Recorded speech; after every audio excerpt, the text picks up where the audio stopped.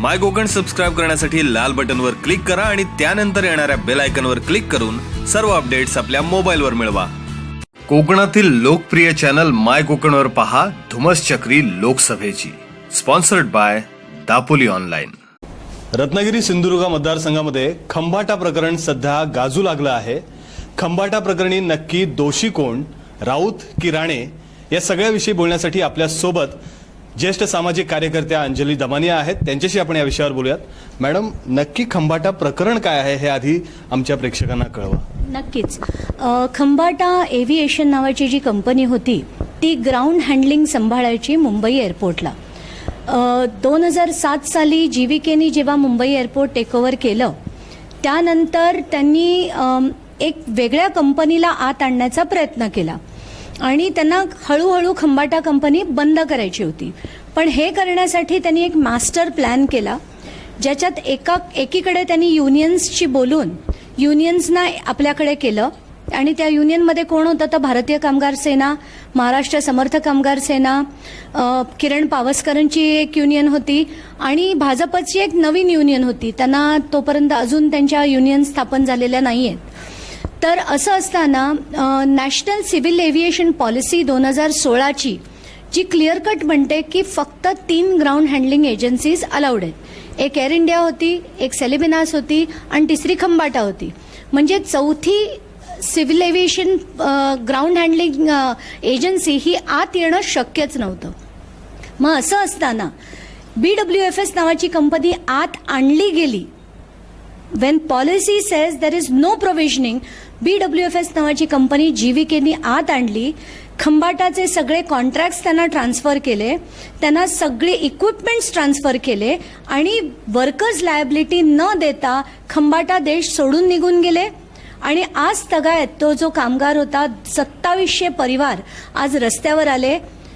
आदल्या दिवशी रात्रीपर्यंत खंबाटाची युनियन चालवणारी भारतीय कामगार सेना दुसऱ्या दिवशी सकाळी BWFSचं काम सांभाळायला लागली आणि सरळ सरळ दगा दिलाय. आज घात केला असेल या कामगारांचा तर तो भारतीय कामगार सेनेने केला. आणि नितेश राणेंची जी महाराष्ट्र समर्थ कामगार सेना होती त्यांनी 2016 पासून आत्तापर्यंत काडी मात्रही काम त्या युनियनसाठी केलं नाही. त्यांच्यासाठी कुठल्याही प्रकारचा लढा दिला नाही. फक्त काय केलं तर राजकारण म्हणजे आरोप करायचे आणि त्याच्यावर प्रेस कॉन्फरन्सेस घ्यायच्या, अधिवेशनात विषय मांडल्यासारखा दाखवायचा, संपलं. ह्याच्या व्यतिरिक्त बाहेर असा त्यांनी कुठल्याही प्रकारचा लढा दिला नाही. किती कामगारांना या सगळ्या प्रकरणामुळे फटका बसलाय आणि आता या सगळ्या कामगारांची स्थिती काय आहे?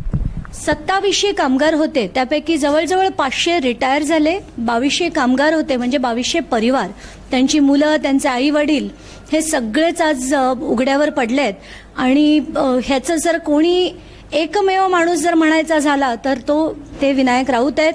म्हणूनच मला कोकणाच्या जनतेला आज विनंती करायची आहे की ही दोन्ही व्यक्ती, हे दोघंही ताकदीशीर होते लोक. जर त्यांना लढायचं असतं तर ते खरंच खूप लढू शकले असते. पण त्या दोघांनीही काही केलं नाही आणि त्याच्यावर तुम्हाला आज जे राजकारण दाखवतायत, आधी एक प्रेस कॉन्फरन्स नितेश राणेंनी घेतली, त्याच्यानंतर प्रेस कॉन्फरन्स विनायक राऊतांनी घेतली, पुन्हा निलेश राणेंनी एक प्रेस कॉन्फरन्स घेतली. हा तमाशा आहे, दुसरं काही नाही. या दोघांनीही काही केलं नाही या कामगारांसाठी आणि माझी कळकळीची विनंती आहे की या दोघांनाही मतदान करू नये. जर चांगला एखादा उमेदवार असेल तर कोकणातल्या जनतेने, कारण आज हे खंबाटा कामगारांबरोबर झालंय आणि त्यातले 80% कामगार हे कोकणातलेच आहेत, तर आज त्यांच्याबरोबर झालेत. AFL नावाच्या कंपनीबरोबर झालंय, फर्स्ट फ्लाईट सर्व्हिसेस नावाच्या कंपनीबरोबर झालंय, BSTची काय वाताहत लागली आपण सगळ्यांनीच बघितलं. तर ही जिथे जिथे प्रत्येकाबरोबर काय करणार आहेत तर घात करतील. आतापर्यंत ज्या भाजपला ते शिव्या देत होते गेले 4.5 वर्ष, आता अचानक दोघंही एकमेकांचा गोडवा घालतायत. याच्यावरनच ते खरे किती आणि खोटे किती हे जनतेने ओळखावं. मॅडम, तुम्ही विनायक राऊत यामध्ये दोषी आहेत असं म्हणताय. त्यांची रेकग्नाइज युनियन होती, तर रेकग्नाइज युनियनची काय भूमिका असते हेही थोडंसं समजवा, म्हणजे नक्की काय असतं? नक्कीच. कसं असतं की जेव्हा पगार वाढवायचे असतात किंवा बोनस टर्म्स नक्की करायचे असतात तर एक मेमोरंडम ऑफ सेटलमेंट होतं बिटवीन द रेकग्नाइज्ड युनियन आणि द कंपनी. तसं 2012 साली एक अग्रीमेंट झालं होतं. त्यात विनायक राऊतांच्या सही सकट आहे सगळं. त्यांनी लिहून दिलं की यांना ओव्हरटाईम देण्याची गरज नाही आणि त्याच्यावर विनायक राऊतांची सही आहे. आणि जे त्यांच्या प्रेस कॉन्फरन्समध्ये त्यांनी म्हटलं की जर माझी सही असेल तर नितेश राणेची पण त्याच्यावर सही आहे, ती त्यांची रेकग्नाइज युनियन नव्हती म्हणून त्यांची सही नाही, पण जबाबदार ते पण आहेत तेवढेच. तर मेमोरेंडम ऑफ सेटलमेंट हे केलं गेलं. 2012 नंतर पगार 6,000 रुपये वाढवणार असं सांगितलं गेलं. पहिल्या वर्षी 2,000, दुसऱ्या वर्षी 2,000, तिसऱ्या वर्षी 2,000. पहिले 2 टप्पे वाढवले. तिसरा टप्पा देण्याची गरज नाही असं व्हर्बल सेटलमेंट हे विनायक राऊतांनी कंपनीबरोबर केलं. हे मी नुसतं म्हणत नाही, कंपनीच्या बॅलन्स शीटमध्ये त्यांनी कंपनीनी स्टेटमेंट केलंय that a verbal agreement has been reached between the union and the management. त्यानंतर ऑडिटर्स रिपोर्टमध्ये सुद्धा ऑडिटरनी स्टेटमेंट दिलंय की युनियननी सेटलमेंट केल्यामुळे third tranche is not required to be pay. म्हणजे आधी बोनस सेटलमेंट केला, ओव्हरटाईम सेटलमेंट केलं आणि शेवटचा टप्पा पगाराचा जो वाढीव आहे तो देण्याची गरज नाही. एवढं करून त्यांनी थांबले नाहीत, तर त्यांनी कंपनी जेव्हा विकली गेली, त्यांनी कंपनीचे जेव्हा कॉन्ट्रॅक्ट्स दिले, इक्विपमेंट दिली आणि सगळ्या कामगारांना वाऱ्यावर सोडून अचानकपणे दुसऱ्या दिवशीपासून BWFSचं दुकान चालवायला लागले. तर हा कामगारांचा घात आहे.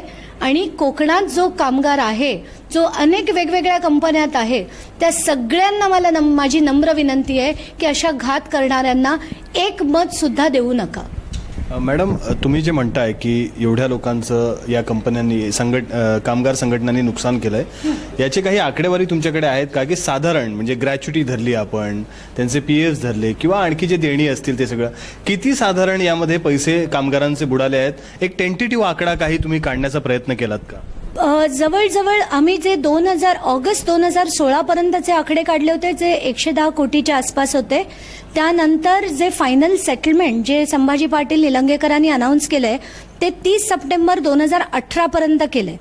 तर तो जो भाग आहे तो जवळजवळ 250 ते 250 कोटीच्या आसपास होण्याची शक्यता आहे. आता सध्या स्थिती काय आहे? कामगारांना न्याय मिळण्याची शक्यता राहिली आहे का?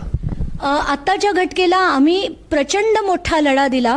रिजनल लेबर कमिशनरच्या ऑफिसकडनं सेंट्रल लेबर मिनिस्ट्रीमध्ये आमच्या मीटिंग्स झाल्या, सिव्हिल एव्हिएशन बरोबर आमच्या मीटिंग्स झाल्या आणि त्यानंतर त्यांच्याकडनं आम्हाला ऑर्डर मिळाली आहे की ही जी थकबाकी आहे कामगारांची, कारण खंबाटा निघून गेलेले आहेत, पैसे देणार पण देणार कोण? आमच्याकडे कोर्टाच्या ऑर्डर्स आहेत की यांचे पैसे यांना मिळाले पाहिजेत, पण देणार कोण? तर आता आम्हाला सेंट्रल लेबर मिनिस्ट्रीकडनं ऑर्डर मिळाली आहे की ही जी देणी आहेत ते that is a legal obligation of MIAL. आणि ही ऑर्डर आम्हाला आता 25 ऑक्टोबर 2018 मिळाली आणि त्याच्या लगेच दुसऱ्या दिवशी मियालनी हायकोर्टातनं त्याच्यावर स्टे घेतला. आम्हाला पार्टी न बनवता त्याच्यात आम्ही इंटरव्हीन केलंय आणि मला वाटतं आता 1-2 हिअरिंग्समध्ये त्याचाही आम्हाला इंटरव्हेन्शन आला होऊन आमचं सगळं हिअरिंग पण जे से आहे आमचा तो आम्ही कोर्टापुढे मांडू. आणि आम्हाला खात्री आहे, कारण आम्ही जे डॉक्युमेंट्स मांडले आहेत ना कोर्टात, त्यात आम्हाला 100% खात्री आहे की केस आमच्या बाजूने येईल, निर्णय आमच्या बाजूने येईल, कामगारांना नक्कीच त्यांची देणी मिळतील. मॅडम, शेवटचा प्रश्न, तुम्ही रत्नागिरीत कशासाठी आलात? तुम्ही रत्नागिरीत प्रेस आज का घेतली? आम्ही जेव्हा पहिल्यांदा कामगारांकडनं मला व्हिडिओज यायला लागले, पहिला व्हिडिओ बघितला तर त्यात नितेश राणेंची प्रेस कॉन्फरन्स होती ज्यात त्यांनी माझं नाव पण घेतलं की मुख्यमंत्र्यांनी अमुक काम केली आणि अंजली दमाने त्याच्यासाठी लढले. त्याच्यानंतर आणि ते किती लढले असं त्यांनी सांगण्याचा प्रयत्न केला, ते ऐकलं. त्यानंतर विनायक राऊतांची प्रेस कॉन्फरन्स बघितली, परत निलेश राणेंची प्रेस कॉन्फरन्स बघितली. तेव्हा मात्र अतिशय चीड आली. मी सगळ्यांना घरी जे आमचे जे लोक आहेत कमिटी मेंबर्स ते सगळे सांगायला लागले की आपण भेटूया. आणि आम्ही भेटून ठरवलं की आता यांची त्यांच्या गडात जाऊन वाजवून यायची, कारण दोघांनीही घात केलाय. विनायक राऊतांनी मोठा घात केलाय पण नितेश राणेंनी काही कमी केलेला नाही. तर अशा याच्यात आपण लोकांना कळकळीची विनंती करून येऊ की अशा लोकांना तुम्ही निवडून देऊ नका आणि अशांना निवडून दिलं तर घात होणं हे निश्चित. धन्यवाद मॅडम. आपण पाहिलं की यांची भूमिका ठाम आहे की दोन्ही संघटनांनी, राऊत असतील किंवा राणे असतील, यांच्यामुळेच कामगारांचं मोठं नुकसान झालं आहे आणि कोकणी जनतेने त्यांना या निवडणुकीमध्ये धडा शिकवावा असंही त्यांचं म्हणणं आहे. मुश्ताक खान, माय कोकण, रत्नागिरी. कोकणातील लोकप्रिय चॅनल माय कोकणवर पहा धुमस चक्री लोकसभेची. Sponsored by Dapoli online. My Konkan subscribe करण्यासाठी लाल बटनवर क्लिक करा आणि त्यानंतर येणाऱ्या बेल आयकॉनवर क्लिक करून सर्व अपडेट्स आपल्या मोबाईलवर मिळवा.